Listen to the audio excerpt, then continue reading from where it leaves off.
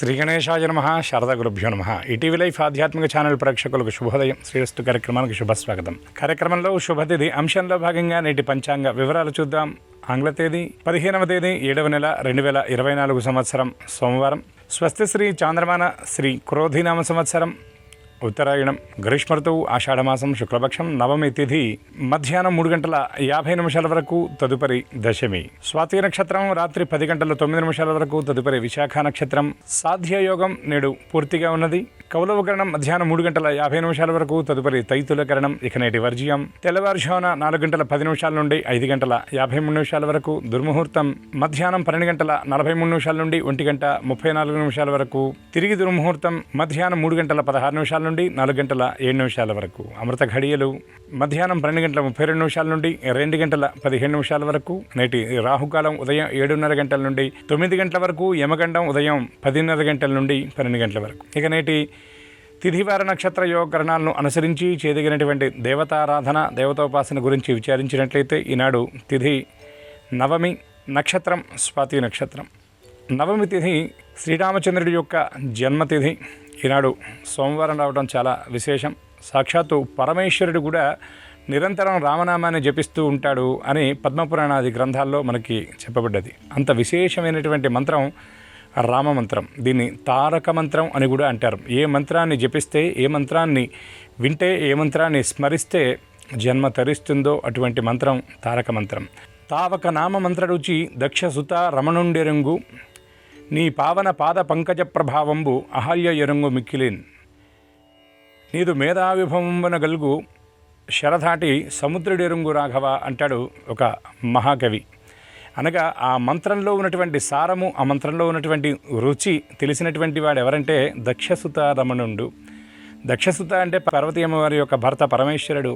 ఆ నామం యొక్క వైశిష్ట్యము, అందులో ఉన్నటువంటి విశేషాన్ని పరిపూర్ణంగా తెలిసినటువంటి వాడు ఎవరంటే పరమేశ్వరుడు. అందుకే ఆయన్ని పరమవైష్ణవుడు అని కూడా పరమేశ్వరుని అంటారు. అటువంటి రామనామాన్ని, రామస్తోత్రాన్ని ఈనాడు జపించడం, ఆ స్తోత్రాలను పారాయణ చేయటం, రామ దర్శనం చేయటం ఈనాడు చాలా విశేషం. అలాగే స్వాతి నక్షత్రాన్ని గురించి మనం విచారించినట్లయితే నరసింహస్వామి నా మృగంద మానుషం, సగం మానవ రూపం సగం మృగరూపం ధరించినటువంటి నరసింహస్వామి భక్త జనోద్ధరణకై ఆవిర్భవించినటువంటి నక్షత్రం స్వాతి నక్షత్రం. ఈ స్వాతి నక్షత్రం నాడు నృసింహ స్తోత్రం, ముఖ్యంగా కరావలంబ స్తోత్రాన్ని గనక జపించినట్లయితే సమస్త ఈతి బాధలన్నీ కూడా నివృత్తయి, రుణ బాధలన్నీ కూడా తొలగిపోయి లక్ష్మీ నృసింహుడి యొక్క దివ్యానుగ్రహం చేత సమస్త సంపదలు కూడా సిద్ధిస్తాయి.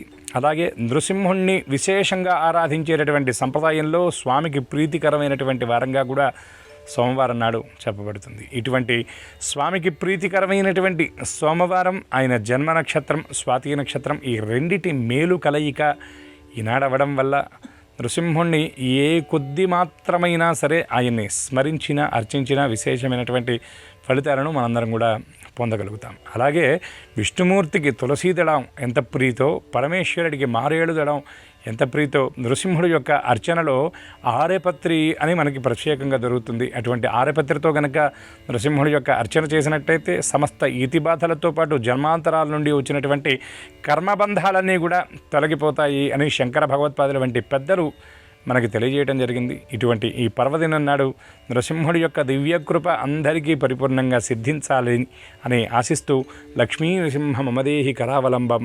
స్వస్తి.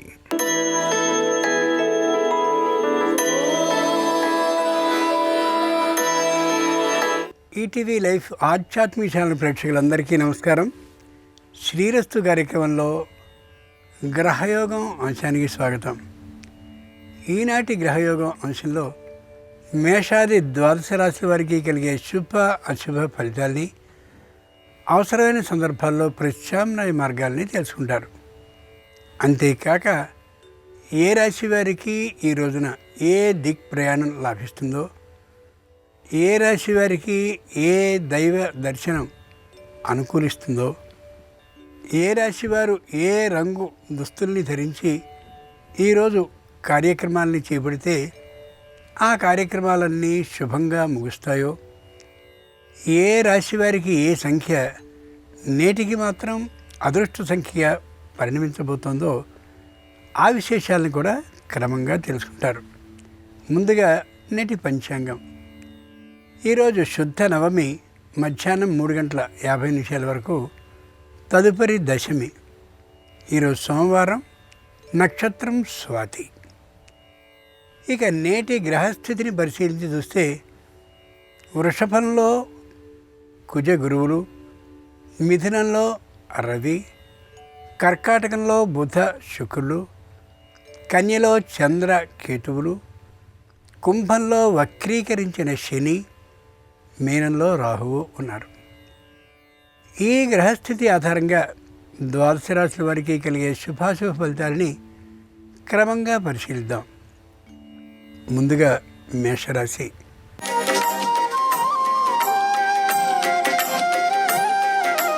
ఈరోజు మేషరాశి వారి ఫలితాలని పరిశీలించి చూస్తే ప్రతి విషయంలోనూ పట్టుదల కలిగి ఉంటారు. పని పూర్తయ్యేంత వరకు కూడా విశ్రమించకుండా ఉంటారు.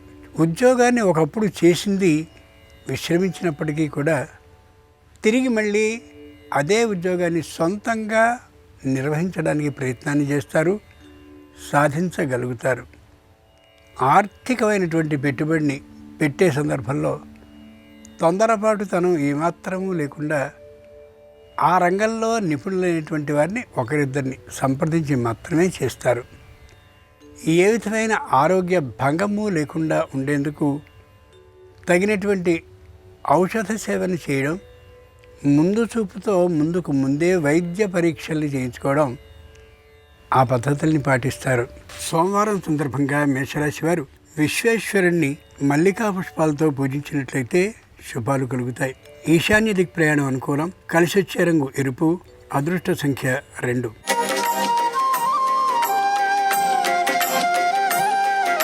ఈరోజు వృషభ రాశి వారి ఫలితాలను పరిశీలించి చూస్తే మానసికమైనటువంటి ధైర్యంతో ఉంటారు. ఎక్కడైనా ఒకవేళ పరాజయం పాలైనప్పటికీ కూడా ఏ విధమైన అసంతృప్త భావన లేకుండా ఉండగలుగుతారు. ప్రతి విషయాన్ని శ్రద్ధతో ఏకాగ్రతతో మాత్రమే చేస్తారు, చేయాలనే నిర్ణయంతో ఉంటారు. నిరాశాభావం లేకుండా ఉండేందుకు సరైనటువంటి వ్యక్తులతో మాత్రమే స్నేహ సంబంధాలని పెంపొందించుకుంటారు. వ్యాపారం అనుకూలంగా ఉంటుంది. వృత్తి కూడా చాలా చక్కగా ఉంటుంది. విద్యార్థులు కఠినమైనటువంటి పరీక్షలను కూడా తేలికగా ఎదుర్కోగలుగుతారు. నిరుద్యోగులు ఉద్యోగ లాభాన్ని పొందగలుగుతారు. ఏ విధమైనటువంటి తొందరపాటుతనము లేకుండా అన్ని విషయాలని అవగాహన చేసుకున్న తర్వాత మాత్రమే వ్యాపారస్తులు వ్యాపారాన్ని చేసేటటువంటి కారణంగాను, పారిశ్రామిక రంగానికి చెందినటువంటి వారు ముందడుగు వేసేటువంటి కారణంగాను ఏ విధమైన నష్టాన్ని పొరపాటును కూడా పొందరు. సోమవారం సందర్భంగా వృషభ రాశి వారు మల్లికార్జునుడిని మల్లికా పుష్పాలతో అర్చించినట్లయితే మానసిక ప్రశాంతత కలుగుతుంది. వాయువ్య దిక్ ప్రయాణం అనుకూలం. కలిసొచ్చే రంగు తెలుపు. అదృష్ట సంఖ్య 4.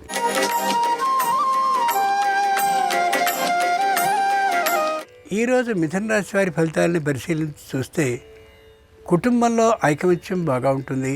కాకపోతే దంపతుల వచ్చే సామాన్యమైనటువంటి అభిప్రాయ భేదాలు రావచ్చు.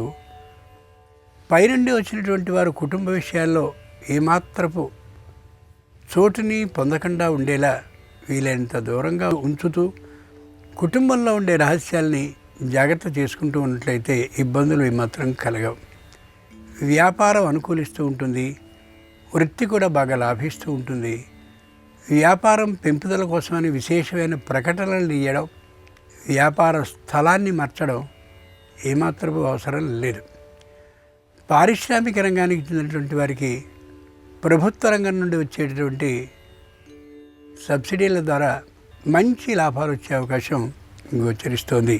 సోమవారం సందర్భంగా మిథున రాశి వారు ద్రాక్షారామ భీమేశ్వరుణ్ణి పూజించినట్లయితే ఆకస్మిక ధనలాభాన్ని కలిగిస్తాడు.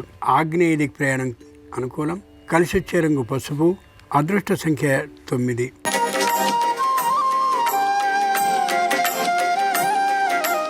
ఈరోజు కర్కాటక రాశి వారి ఫలితాలని పరిశీలించి చూస్తే ప్రతి విషయాన్ని ధనదృష్టితోనే చూస్తూ ఉంటారు. ఆరోగ్యాన్ని చక్కనైనటువంటి పద్ధతిలో పరిరక్షించుకుంటూ గోచరిస్తారు. వ్యాపారాన్ని బాగా విస్తృతపరచాలనే అభిప్రాయంతో మరో ప్రదేశంలో కూడా వ్యాపారానికి సంబంధించిన మరో ప్రత్యేకమైన వ్యాపారపు శాఖని ఏర్పాటు చేసుకోగలుగుతారు. రెండు చోట్ల నిర్వహించుకోవడం కొద్ది కష్టం అయినప్పటికీ కూడా మొత్తానికి శ్రమిస్తూ లాభం కోసం ప్రయత్నాన్ని చేస్తారు. వృత్తి చేస్తుండేటటువంటి వారికి వృత్తిపరమైన నైపుణ్యం బాగా వస్తుంది. అంతేకాక నిర్వహణ చేసేందుకు సరైనటువంటి యోగ్యులైనటువంటి వ్యక్తులు దొరికే కారణంగా వృత్తి మరింత పై స్థాయికి వెళ్ళే అవకాశం ఉంది. సోమవారం సందర్భంగా కర్కాటక రాశి వారు ఉమామహేశ్వరుణ్ణి పూజించినట్లయితే దాంపత్య అన్యోన్యం ఏర్పడుతుంది. ఉత్తర దిక్ ప్రయాణం అనుకూలం. కలిసి వచ్చే రంగు ఆకుపచ్చ. అదృష్ట సంఖ్య 6.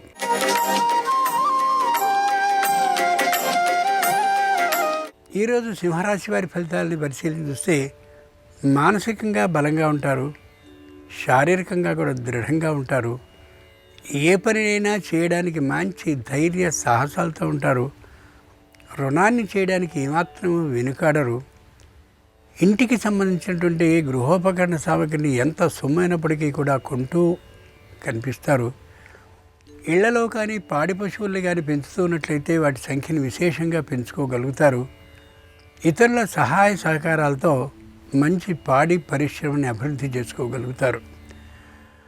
ముఖ్యంగా ఏవైనా సరే పనులు చేయడానికి వెనుకబాటుతనం లేకుండా ఉంటూ ఉంటారు. ఆ కారణంగా ఆర్థికంగా వ్యయం అధికం అవుతూ కనిపిస్తూ ఉంటుంది. తద్వారా కొద్దిగా రుణాన్ని చేయవలసిన అవసరం కూడా ఏర్పడవచ్చు. వ్యాపారం వృత్తి మధ్యమంగా ఉంటుంది తప్ప విశేషంగా ఉండే అవకాశం ఉండకపోవచ్చు. సోమవారం సందర్భంగా సింహరాశి వారు రామలింగేశ్వరుణ్ణి చామంతులతో అర్చించినట్లయితే ఆకస్మిక ధనలాభం అవుతుంది. దక్షిణ దిక్ ప్రయాణం అనుకూలం. కలిసి వచ్చే రంగు నీలం. అదృష్ట సంఖ్య 7.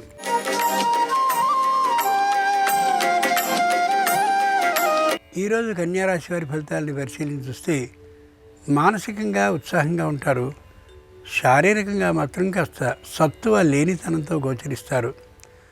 ఆరోగ్య విషయంలో అన్ని జాగ్రత్తల్ని తీసుకున్నప్పటికీ కూడా తాత్కాలికమైనటువంటి అనారోగ్యం కారణంగా నలతగానే కనిపిస్తారు.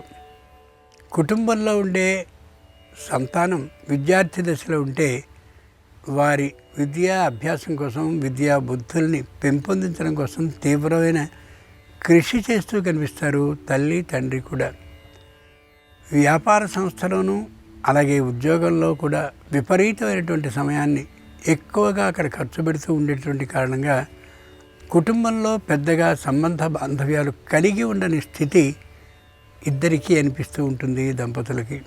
సోమవారం సందర్భంగా కన్యారాశి వారు చంద్రమౌళీశ్వరుణ్ణి సన్నజాజులతో అర్చించినట్లయితే సంపూర్ణమైన మానసిక ప్రశాంతత చేకూరుతుంది. ఈశాన్య దిక్ ప్రయాణం అనుకూలం. కలిసి వచ్చే రంగు నలుపు. అదృష్ట సంఖ్య 8.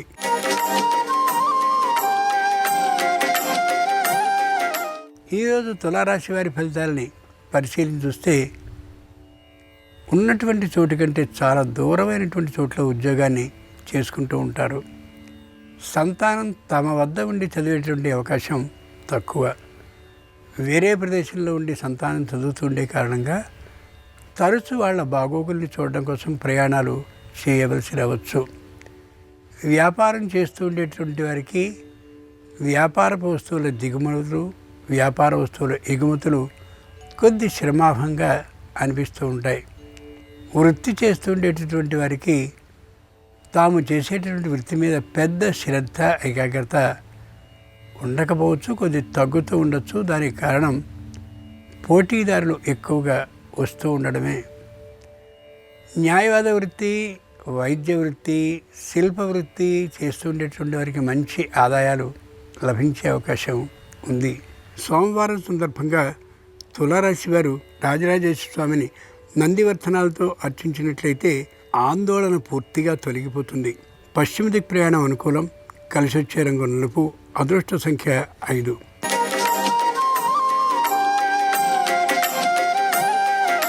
ఈరోజు వృశ్చిక రాశి వారి ఫలితాలని పరిశీలించి చూస్తే శారీరకంగా కొద్ది సత్తువ లేనితనంతో గోచరిస్తారు.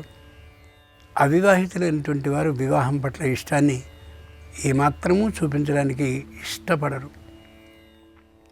మానసికంగా కొద్దిగా అధైర్యంగా అనిపిస్తూ ఉంటుంది.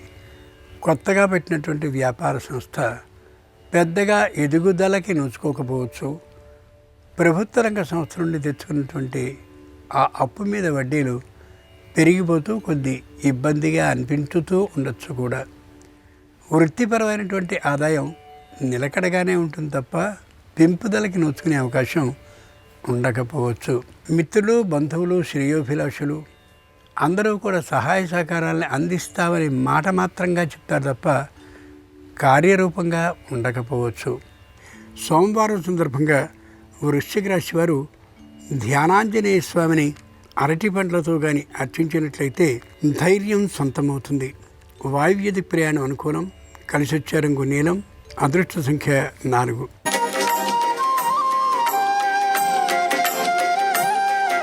ఈరోజు ధనురాశి వారి ఫలితాలని పరిశీలన చూస్తే మాటలో తొందరతనం గోచరిస్తూ ఉంటుంది. ఏ విధంగానూ ఎవరిని లక్ష్య పెట్టాలనే ధోరణి ఉండకపోవచ్చు.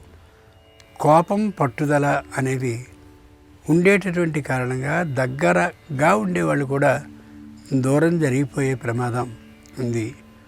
కుటుంబంలో ఐకమత్యం కూడా మెల్లగా సడలిపోతూ ఉండడానికి కారణం వీరి వ్యతిరేక భావమే కావచ్చు. ఇష్టం వచ్చిన తీరుగా వ్యయాన్ని చేసేస్తూ ఆదాయానికి ఖర్చుకి పొంతం లేనటువంటి తనంతో వ్యవహరిస్తారు. అయితే కుటుంబంలో ఉండే సంతానానికి మంచి ఉద్యోగం లభిస్తుంది. ఆదాయం బాగా ఉండే అవకాశం గోచరిస్తుంది. విద్యార్థులకు కూడా మంచి కళాశాల ప్రవేశం లభిస్తుంది. ఆ కారణంగా ఖర్చులు మరింత అయ్యే అవకాశం గోచరిస్తోంది. సోమవారం సందర్భంగా ధనురాశి వారు లక్ష్మీ నృసింహస్వామిని ఇక్షురసం అంటే చెరకు జలంతో అభిషేకించినట్లయితే ధైర్య సాహసాలు సొంతమవుతాయి. తూర్పు దిక్ ప్రయాణం అనుకూలం. కలిసొచ్చే రంగు ఆకుపచ్చన. అదృష్ట సంఖ్య 3.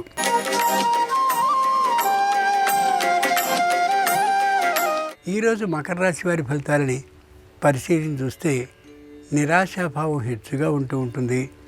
ఏ పనిని చేయలేమేమో అనేటటువంటి నమ్మకం బాగా పెరిగి కనిపిస్తూ ఉంటుంది. శారీరకమైనటువంటి అనారోగ్యం స్పష్టంగా తెలుస్తూ ఉంటుంది. వైద్యాన్ని చేయించుకోవడానికి ఏమాత్రపు ఇష్టాన్ని చూపించినటువంటి కారణంగా శరీరంలో ప్రవేశించిన వ్యాధి మరింతగా అయ్యే అవకాశం ఉంది. తల్లిదండ్రులు అలా ఉన్నట్లయితే పిల్లలు పట్టించుకోవాలి. పిల్లలు అలా ఉన్నట్లయితే పెద్దలు పట్టించుకుని తీరాలి. విద్యార్థులకి కళాశాల ప్రవేశాలు మధ్యమంగా ఉంటాయి. నిరుద్యోగులకి ఉద్యోగం లభించే అవకాశం తాత్కాలికంగా మధ్యమంగా ఉంటుంది తప్ప విశేషంగా ఉండే అవకాశం లేదు. సోమవారం సందర్భంగా మకర రాశి వారు హయగ్రీవుడిని అర్చించినట్లయితే తప్పక కొత్తమైనటువంటి అనుకూల ఆలోచనలు కలుగుతాయి. ఈశాన్య దిక్ ప్రయాణం అనుకూలం. కలిసొచ్చే రంగు పసుపచ్చన. అదృష్ట సంఖ్య 8.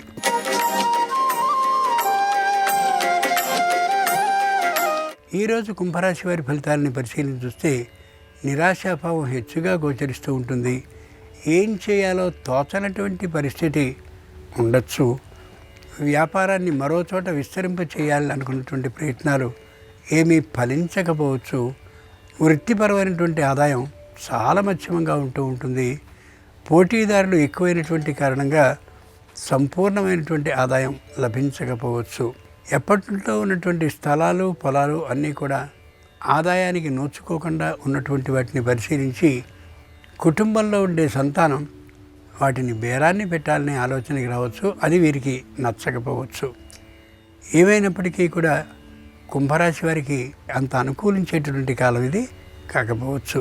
సోమవారం సందర్భంగా కుంభరాశి వారు శ్రీ మహావిష్ణువుని అర్చించి పులిహారని నైవేద్యంగా సమర్పించినట్లయితే అందరినీ అనుకూలుగా చేస్తాడు. ఉత్తర దిక్ ప్రయాణం అనుకూలం.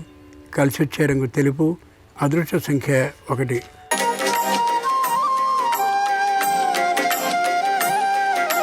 ఈరోజు మీన రాశి వారి ఫలితాలని పరిశీలన చూస్తే ప్రభుత్వ ఉద్యోగాన్ని చేస్తుండే వారిలో తీవ్రమైన అసంతృప్తి కలగవచ్చు. ఉద్యోగం చేసేటటువంటి వారికి అధికారులకి మధ్య సమన్వయ భావం ఉన్నట్లు కనిపించిన అది కేవలం నటన మాత్రమే అవుతుంది. కాబట్టి ఉద్యోగులు భద్రతా ప్రమాణాలని ఉద్యోగ విషయంలో పాటించి తీరాలి. సకాలంలో ఉద్యోగ స్థలానికి రావడం, కాలం అయ్యేంత వరకు కూర్చుని వెళ్ళడం చాలా చాలా ముఖ్యంగా గమనించుకోగలగాలి. మాట పట్టింపు ఉండడం ఏమాత్రమూ సరి కానే కాదు. కుటుంబంలో ఐకమత్య భావాన్ని పెంపొందించుకుని తీరాలి. స్థానచలనానికి సంబంధించిన ఆలోచన చేయడం మంచిదే కావచ్చునేమో, కానీ ప్రస్తుత పరిస్థితుల్లో వెళ్ళడం సరైనటువంటి ఆలోచన ఏమాత్రమూ కాదు. ఉద్యోగాన్ని మారాలి అనే ఆలోచన కూడా అంత సరైనటువంటి ఫలితాలని ఇవ్వకపోవచ్చు. సోమవారం సందర్భంగా మీనరాశి వారు రామలింగేశ్వర స్వామిని అర్చించినట్లయితే ఏ విధమైన మానసిక అశాంత భావము లేకుండా అవుతుంది. దక్షిణ దిక్ ప్రయాణం అనుకూలం. కలిసొచ్చే రంగు ఎరుపు. అదృష్ట సంఖ్య 3. ఇవి ఈనాడు ద్వాదశ రాశుల వారికి కలిగే శుభ అశుభ ఫలితాలు. సోమవారం సందర్భంగా ఆ విశ్వేశ్వరుని అనుగ్రహం సంపూర్ణంగా సర్వరాశుల వారి మీద ప్రసరించాలని ఆకాంక్షిస్తూ స్వస్తి.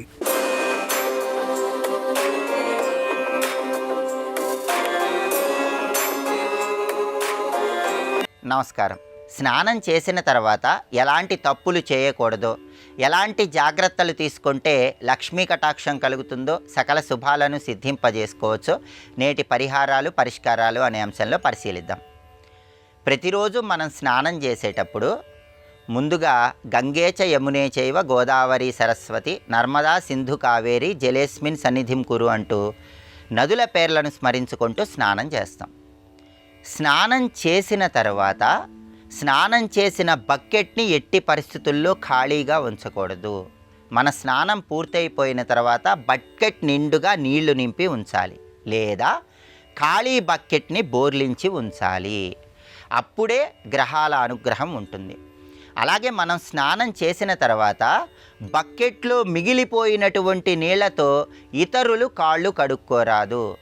స్నానం చేసిన తర్వాత బకెట్లో మిగిలిపోయిన నీళ్లతో ఇతరులు స్నానం చేయరాదు. అలా చేసినట్లయితే వాళ్ళకి అదృష్ట లక్ష్మి అనుగ్రహం తగ్గిపోతుంది. అందుకే మనం ప్రతిరోజు స్నానం పూర్తి కాగానే బకెట్లో మిగిలిన నీళ్లు తల చుట్టూ 3 సార్లు తిప్పుకుంటూ శ్రీరామ రక్ష 100 ఏళ్ల ఆయుష్ అనుకోవాలి. ఆ తర్వాత బకెట్లో మిగిలిపోయిన నీళ్లు పారబోయాలి. ఈ ప్రత్యేకమైన జాగ్రత్త తీసుకున్నట్లయితే ఆ మిగిలిపోయినటువంటి నీళ్లతో ఎవ్వరూ స్నానం చేయకుండా ఉంటారు.